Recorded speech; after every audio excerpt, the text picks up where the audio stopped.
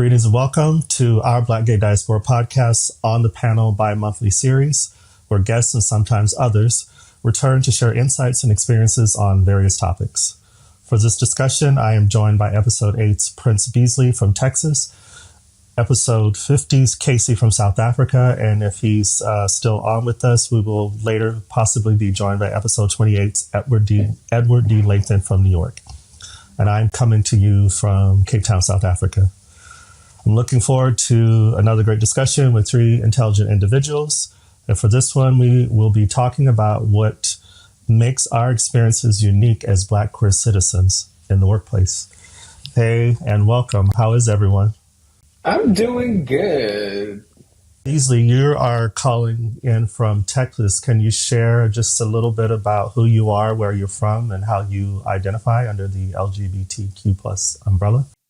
Yeah, so, I'm born and raised in Houston, Texas, just like Beyonce. I identify as a gay Black man, and with me, I am a YouTuber, a beauty educator. I also currently work for Fenty Beauty as a beauty educator, do makeup artistry, and I'm just a young Black gay man trying to make a way in this world. Oh, all good stuff, and congratulations on the continued success of your podcast. I still follow it and check in. So it's great to see that you're still going 3 years strong, or maybe more. I know we connected initially 3 years ago. So congratulations. God, has it been 3 years? Jesus. 3 years. Yeah, I'm still going. Follow me on YouTube at Beasley Says. I am going to be posting some more content soon. Cool. And hey, Kaecy from South Africa, welcome. How are you? Can you share with us where you're calling from, who you are, and how you identify? Yes, so I am Kaecy from South Africa, Johannesburg, and Pretoria. Pretoria is actually home, but I'm currently in Johannesburg. I identify as a Black gay man. I am a singer-songwriter and accountant. So I have a 9 to 5, and I also do music every other time. That's pretty much. Yeah. And congratulations on the release of your latest single. Can you share with us about that? Oh, I'm very excited about that. I actually performed it for the first time yesterday. It's doing really well on streams. It's currently being streamed a lot on YouTube and on other streaming platforms. It's a very risque song, very experimental from my side, because I guess I've always been very safe, but this time I'm embracing my sexuality a lot more and writing about it, and people are loving it. So I'm very excited about it. Yeah, it's a great song, and Beasley, I definitely recommend not just checking out that, but his catalog. He's an amazing singer. I've yet to see him live, but his voice is it's so rich and gives me hints of Luther Vandross and a lot of the great American soul singers that we know and love. So, yeah. Thank you. I definitely will. I believe you. Yeah. And we got a chance to meet last year. It was really great for me to come to Johannesburg, and you were a great host and just really made Johannesburg a great experience for me. And definitely, I know it was for reasons of loss, but I appreciate you inviting me along on that road trip, because that really helped me to embrace the country even more. I'm glad you enjoyed yourself. We had fun. Yeah. Yeah. I'll say this too. That thing of we're born this way. Meeting you and everyone that was a part of that particular journey, it was that was confirmation that I'm born this way, because the humor that was just on display there was just okay, I'm home. Yeah. Absolutely. So many similarities. Very much so, yeah. But also loving, for me as an American, to discover what makes South Africa and where you're from in Pretoria unique, and the music, the style, the fashion, all of that. Yeah. And the history. Yeah. That's probably one of my most favorite things to talk about, especially to people coming from outside. Yeah, very much so. Especially for us Americans, we are a big country in size, but isolated still in a lot of ways as far as the content that we receive. So, yeah. To touch on why we are on today to talk about our professional lives. And you guys have shared a little bit about what you're doing currently, but this topic came up for me because as I was sharing off mic, I've talked to Black people in general in Sweden and the US. I noticed we were having these conversations around like how we don't really talk a lot about our work lives unless we are working in the same industry. And for me, the topic is important because I worked for an organization for several years. But, I was in Sweden when George Floyd's murder was publicized and that exploded and all the talk that came up around that. It got, I think, on a deeper level, us Black folks to talk about the racism that we experience in our daily lives. And for me, it also includes my work life, but I never really talk about it. And the first question I want to put on the table is, why do you think we don't talk about it publicly as Black people? My memories of when I was working in corporate America is I don't really remember like having those kind of detailed conversations about how one navigates life as a Black person and or being queer too. I worked in corporate America before the pandemic. Sometimes you will find like other Black coworkers that you just click up with and you kick it with, and they become your personal water cooler. When I was in corporate America, that's what I had. And I think almost everybody knew that I was gay, honestly.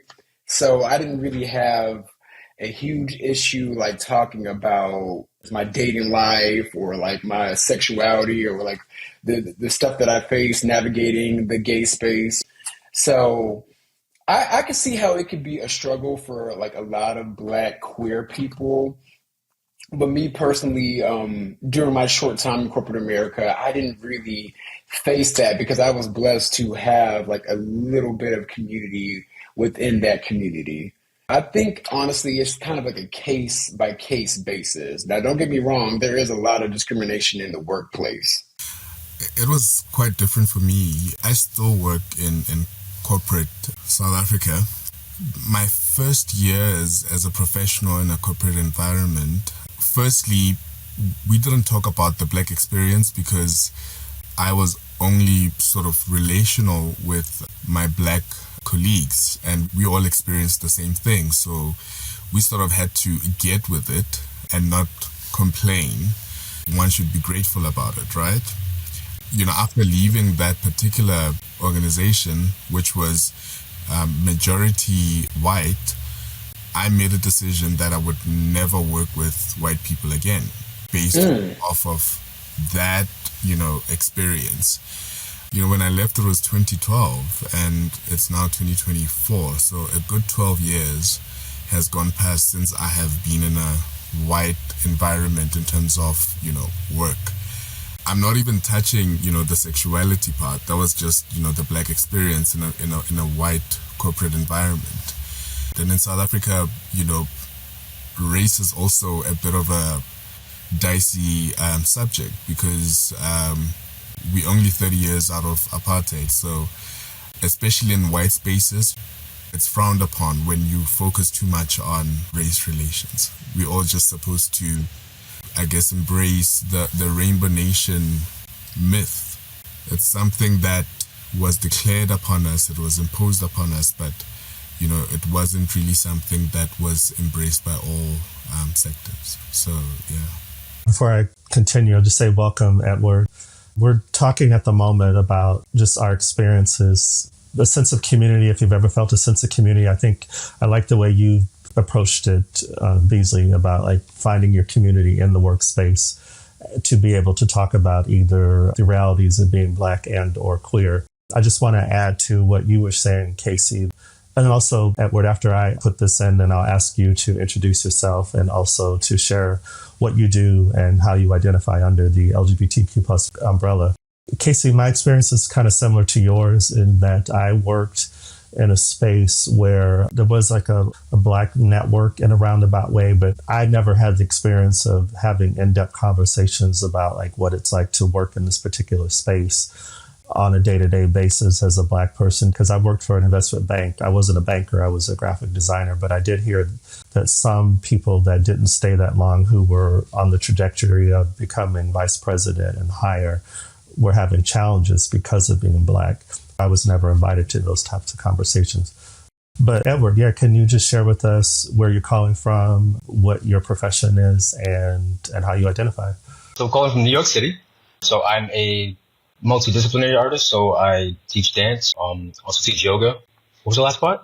How do you identify under the umbrella of the letters? The alphabet soup. Gay/queer, I guess. I say queer because it used to be like a very degrading word back in like the 50s and 60s. But apparently it was reclaimed, and how I use it, it just kind of emphasizes not just my sexuality, I guess, but personality. Okay. Thank you for that. It's interesting with Beasley and you calling from the States and me being outside of the States most of these last few years, I can hear your distinct accents. Oh, yeah. Where are you guys calling from? Well, I'm from Houston. Oh, okay. So you're in America. And Kaecy, you're in South Africa. I'm in South Africa, Johannesburg. And you're in Sweden, right? No, I'm in Cape Town, South Africa. I got here in June. Oh, okay. All right. But we were talking about that question of like in your professional life, have you ever felt like you couldn't share the specifics, pros and cons of being Black and queer in the workspace with people at work or you just people in your everyday life? I really cannot complain. I don't have any like stories that stand out significantly in which, let's say, my Blackness came up or my gayness. For the most part, when that has come up, or at least conversation about my sexuality in certain environments, I suppose. So like when I was working in childcare, that wasn't something I really spoke about or talked about. It just didn't come up. But in the music and the artists, the dance world, if you will, performing world, we're running amok. So it's in all honesty, it's never been an issue. But I will say, because Kaecy, I kind of heard part of what you were saying when I came in. I feel slightly guilty because I do not have the experience of being around brothers and sisters on a consistent basis. I've been around mostly gay, cisgendered white men, or other, if you will.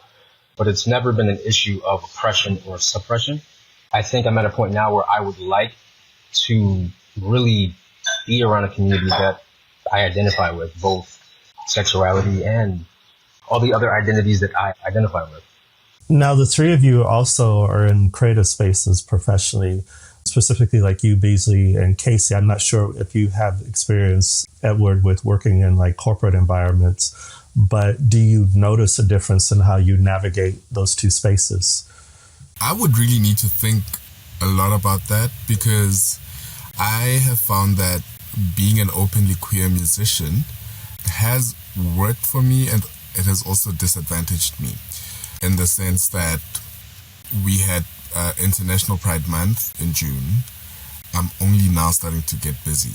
That seems to have been the trend over the years that I've been doing this, where I would only get booked, around Pride Month. So that's between June and October because our Pride Month is September, October in South Africa. So in between those 3 months, that is literally my busiest season. And it is challenging in that sense. However, I find that it works for me in the sense that I don't need to then be pushed into spaces that would not accept me.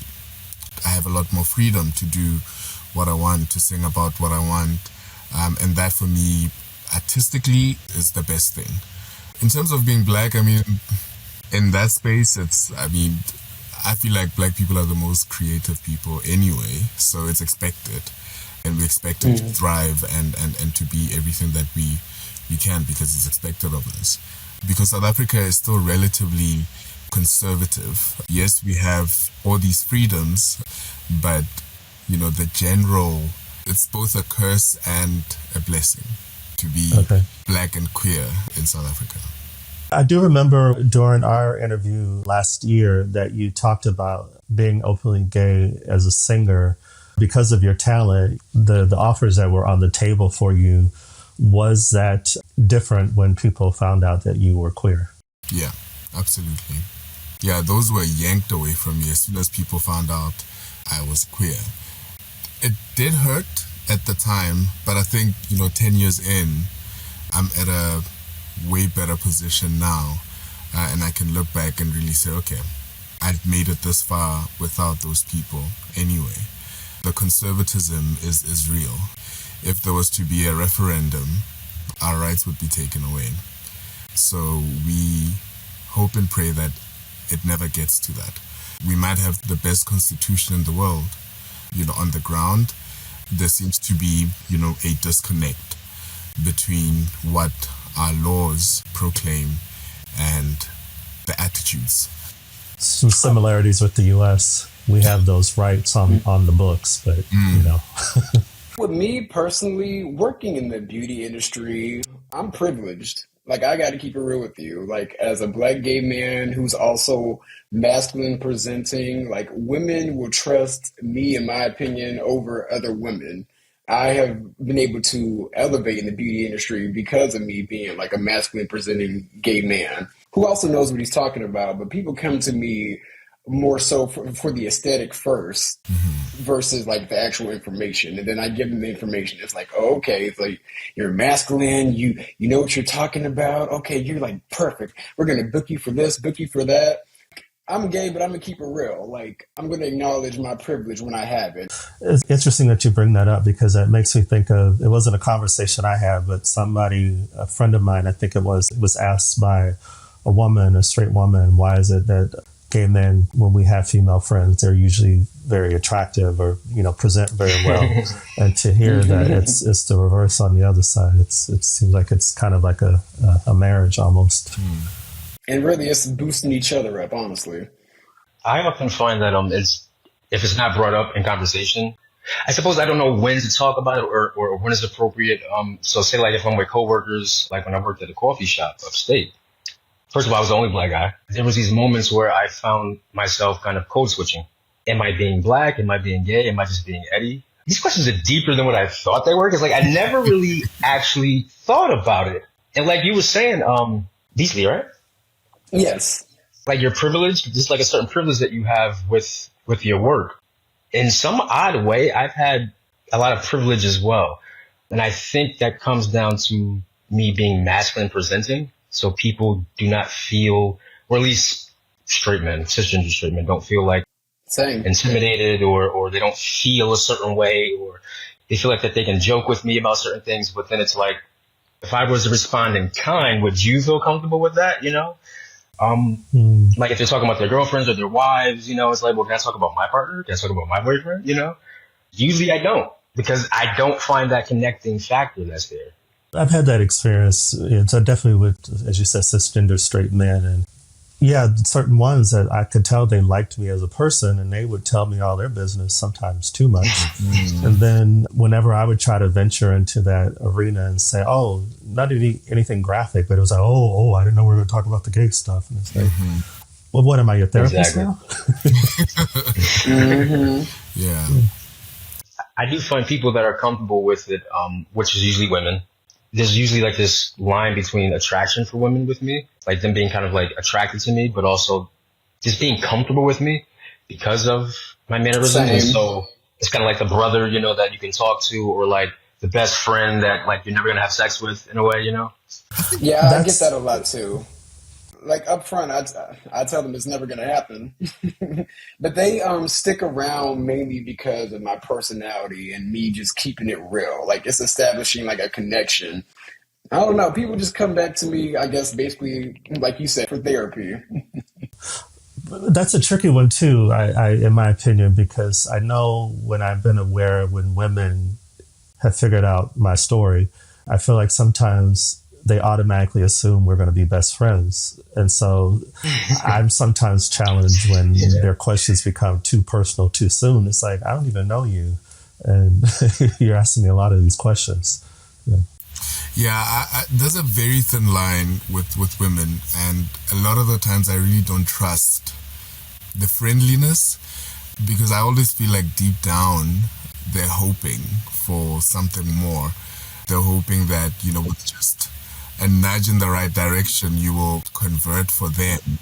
I mean, I've experienced it with some women who claim to be very open-minded about sexuality and gayness, but when it comes down to it, really comes down to it, they hold very problematic views. What do you mean by problematic? So, Like some of them things looking for like, an accessory.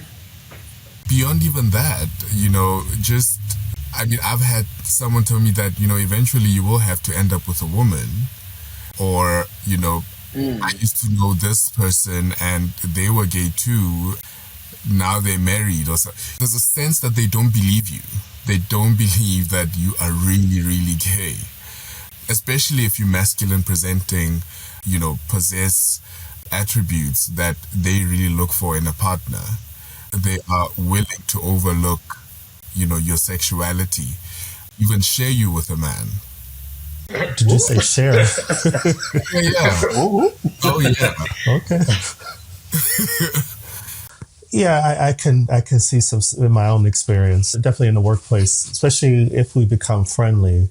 And I understand, like, when you become friends at work, the lines do get a little blurred. But like, I remember one situation where the person said, "Oh, God, if you were straight or even thought about trying, I would just so go there with you." And this was on a break, and I'm like, "Whew." Awkward. Exactly. Yeah. That's happened to me as well.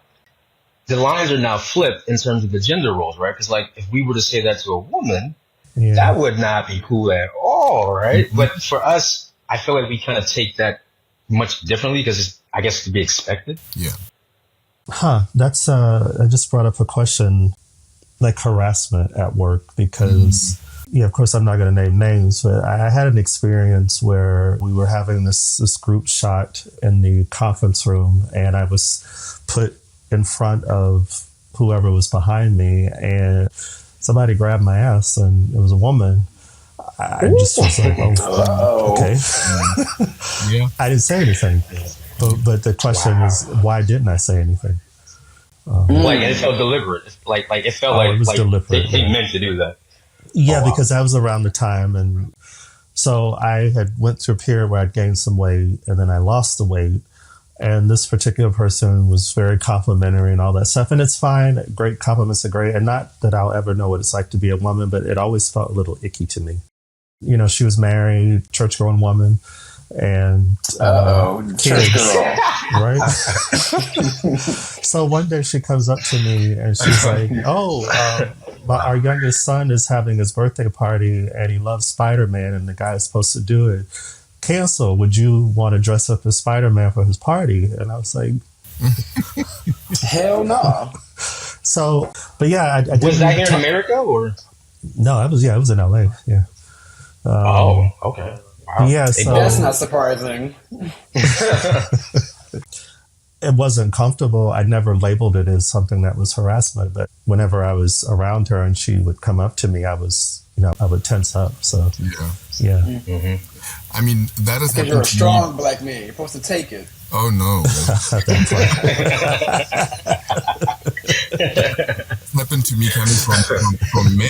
And was she a white woman? No, she was black. That's now see, like, that's a little different.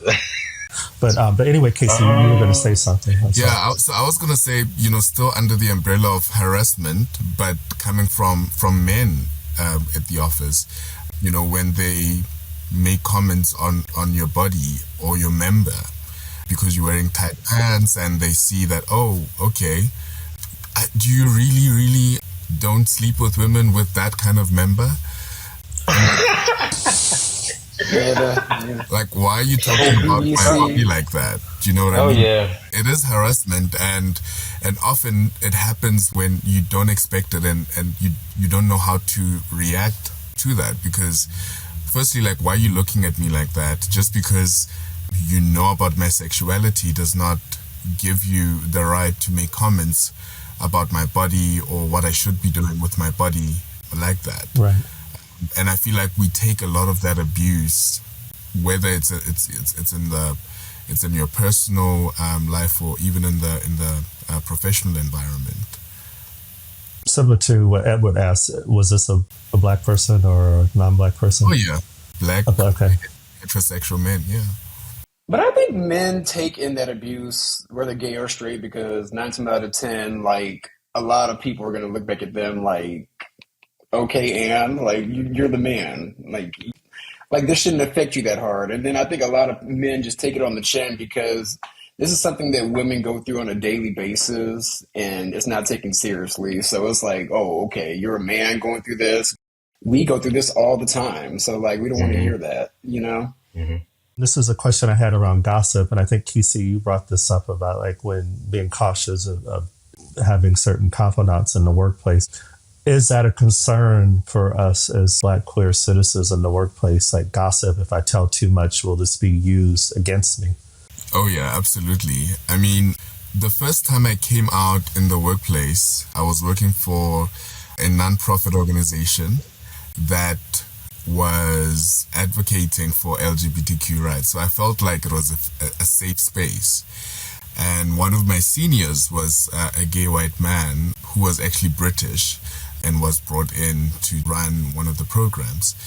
And in coming out, you know, you'd hear stories about how you're the favorite, possibly because you're sleeping with the boss, purely because, you know, they're two gay people in the same office.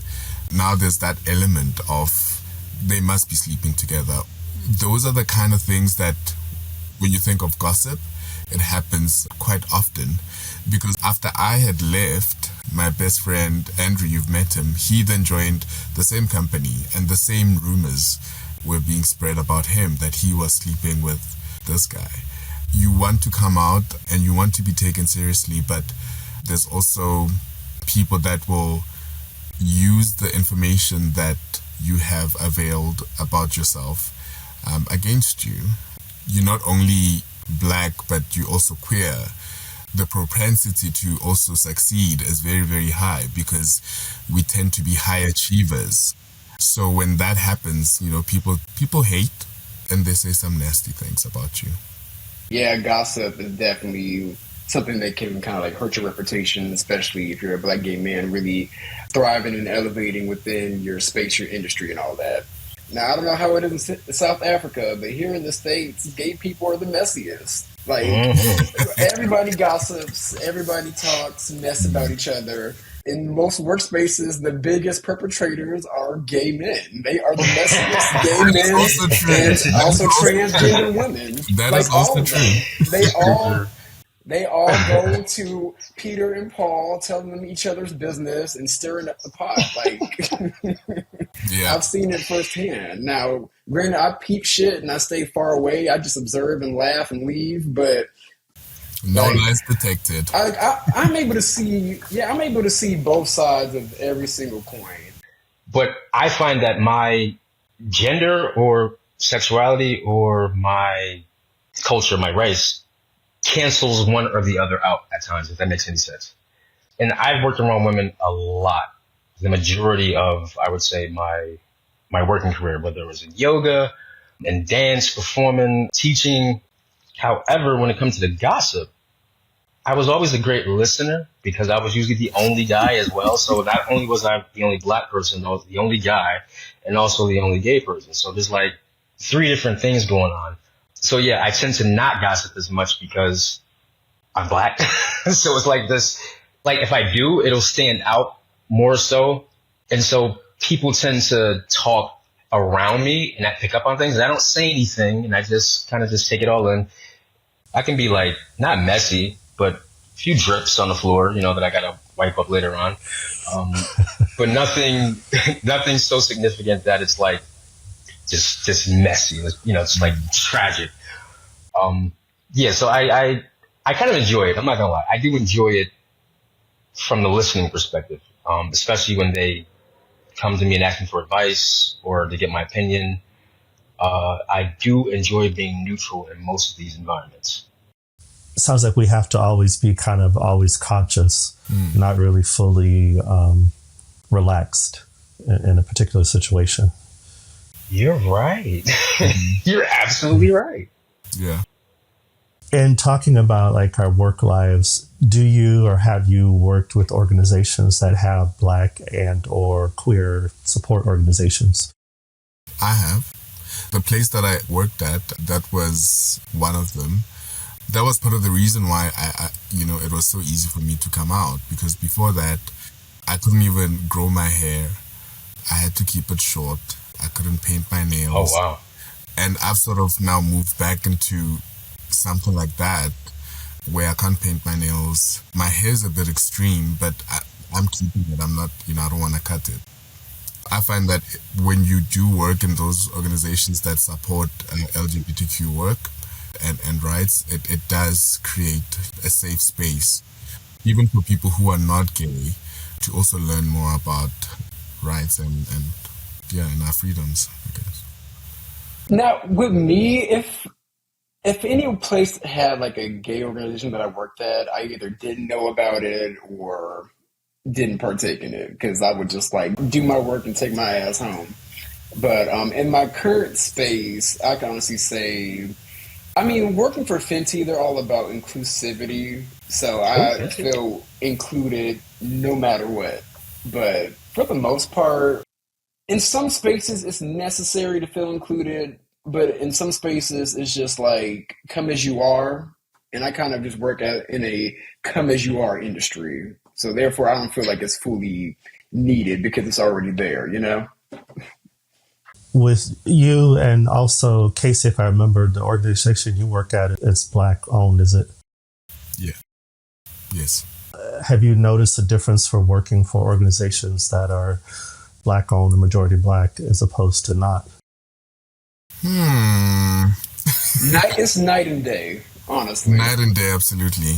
It is unfortunate, but, with Black-owned organizations, it is a lot more difficult, for you to be queer and to be queer in all your queerness. You sort of have to drop hints every now and there. You can't be a certain type of gay because it makes people uncomfortable. So, yeah. Trade. It's unfortunate, but, our people really, the attitudes are just very backwards. Like more conservative? Very conservative, yeah.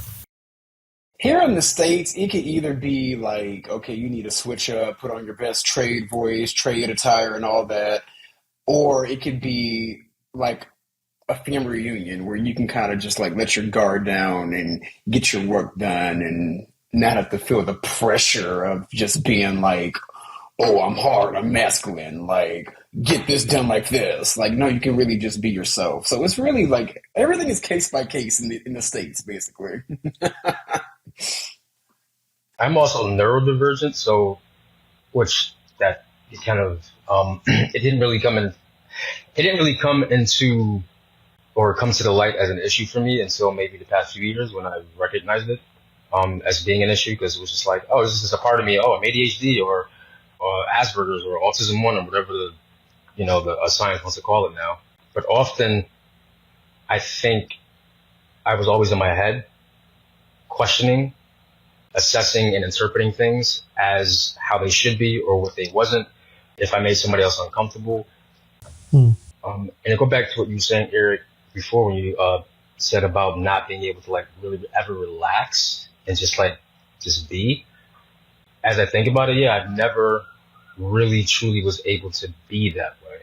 Maybe when I worked at the bar, and that was because, well, I'm surrounded by queer gay men. It's a bar, people are drinking, so, and most of the time people didn't even know that I was like gay. They would ask me, they're like, are you gay?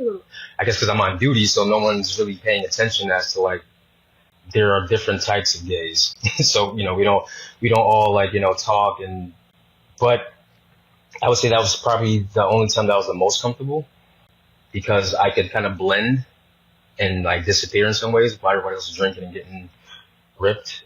And I found that my neurodivergence was actually quite calm in that kind of environment. I can't sit still. So it's best to have jobs or work for me where like I can be engaged physically or verbally. I don't usually tell people that, but when it gets to a point where it could so people would understand me better, so that they don't think I'm being an a-hole, or that I'm just not communicating something, or that I literally forget stuff. Usually there's a understanding if it was an issue. Thank you for being so candid. Kaecy just messaged. He has to get off the call, but if it's okay, I just have maybe one or two more questions for everyone. Yeah.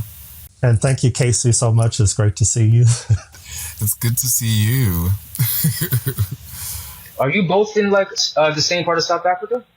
No, we're in different cities. Oh, wow. Okay.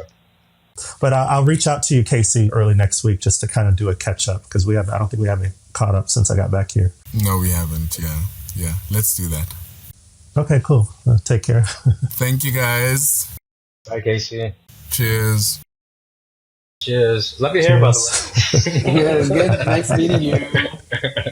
But yeah, I just had one or two more questions. And one of them, I wanted to reference an article that I found by Maya Richard Cravens, an article in the January 2024 Forbes.com about queerphobia in the workplace, just talking about the highs and lows of being queer in the workplace, but also do you think it affects our upward mobility? There's a glass ceiling for women. In some ways, there's stat for Black people. Is there an added layer for those of us who also identify as queer? I think it depends on the industry. Most of the time, especially in this day and age, if you're really good at your job, a lot of factors like your race or your sexuality are overlooked. At least down here in Texas, if you're getting in there and knocking it out of the park, especially in a corporate space like finance or tech, for example, they don't give a fuck. You're generating results, you're generating money, and you're generating a return on investment. If you really get in a space and own it, they will push you through. Especially with being Black and gay, they're going to push the whole DEI aspect as well, even though I feel like DEI these days isn't really genuine. That's like a curse word for white people sometimes. It is. You're a DEI hire. So it's you got to come in and the pressure's on to transcend that. The whole aspect of working twice as hard to get half as far. Well, these days, in some companies, if you work twice as hard as a Black gay person, they're going to push you a lot further than everybody else because you're making the money at the end of the day. It is kind of hard being queer in the workspace, but at the same time, I kind of feel like we need to also fix our own issues within the LGBTQ space, mainly because a lot of us don't get along. The whole pronoun thing, that article talked about how that person was misgendered based on their pronoun things. To be honest with you guys, even though the pronouns have been around for a while, even in 2019, they did National Pronoun Day, but I still struggle with the pronoun thing.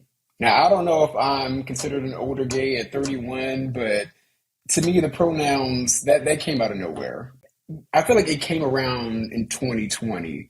So I still struggle with the he, him, they, them. I struggle with that. I'm not going to lie to you. With the pronouns, I try to, that thing of there needs to be some grace in that this is new for most of us. And if I don't know what the markers are to automatically know your pronouns, I think there needs to be some grace there in that. Have you had to say that before to anyone, or express that because you mistakenly misgendered them within a moment or within conversation?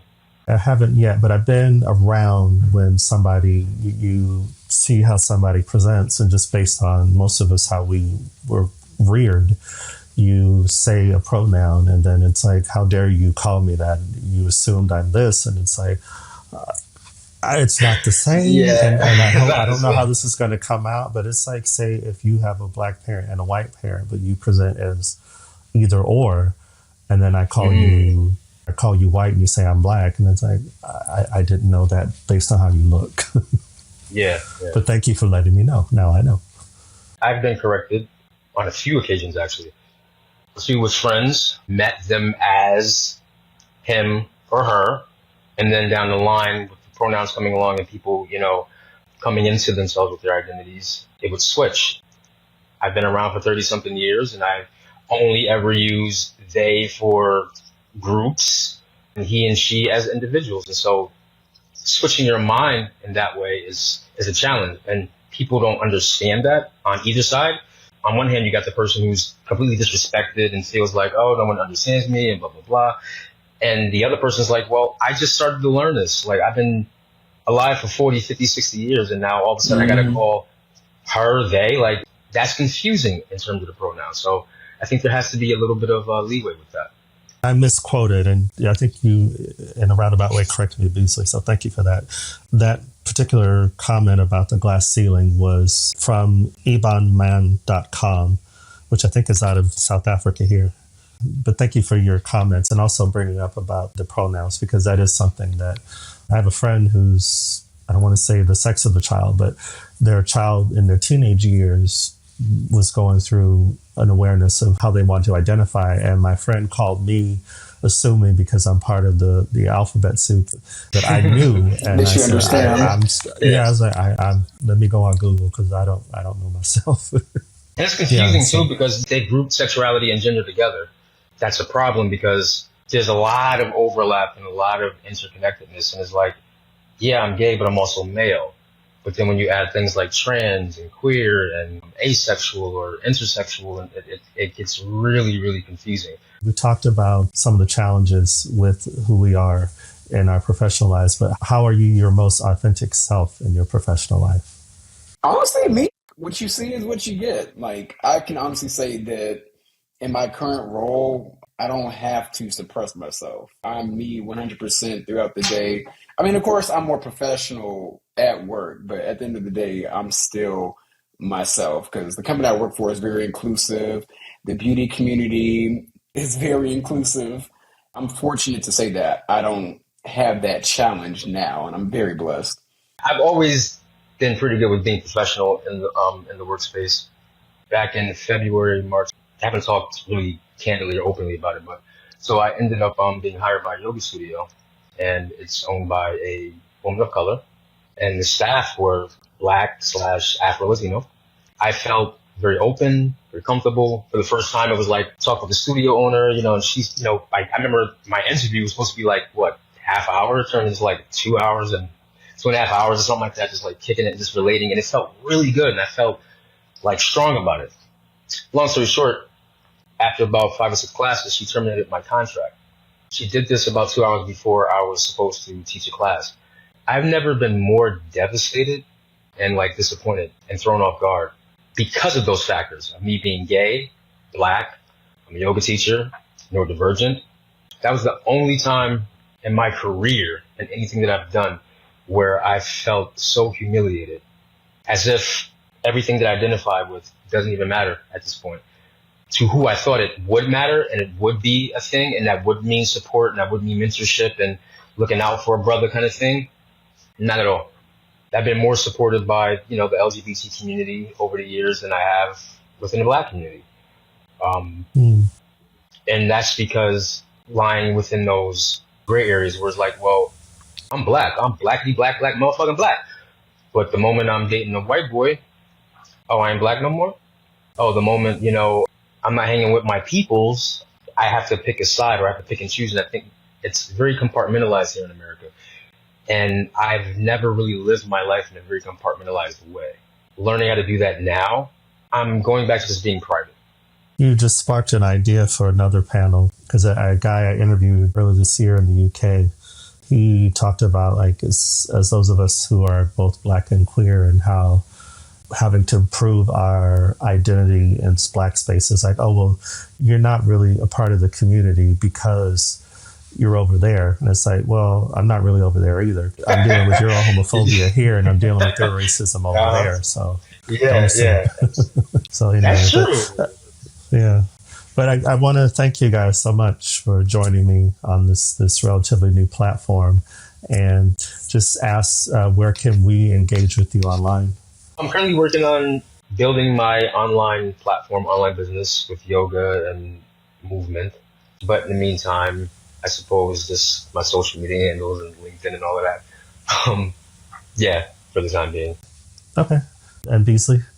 Yes. So I'm working on more videos on YouTube. Follow me at Beasley Says. You can follow me on Instagram at Prince underscore Beasley. And I also have a beauty page where I also post like my beauty TikToks. It's Beasley Beauty underscore. Thank you for spending time with us. If you enjoyed this episode, please rate, comment, and subscribe. Share with your friends too. You can also follow us on Instagram at Our Black Gay Diaspora and on Twitter at BLK Gay Diaspora. Until next time.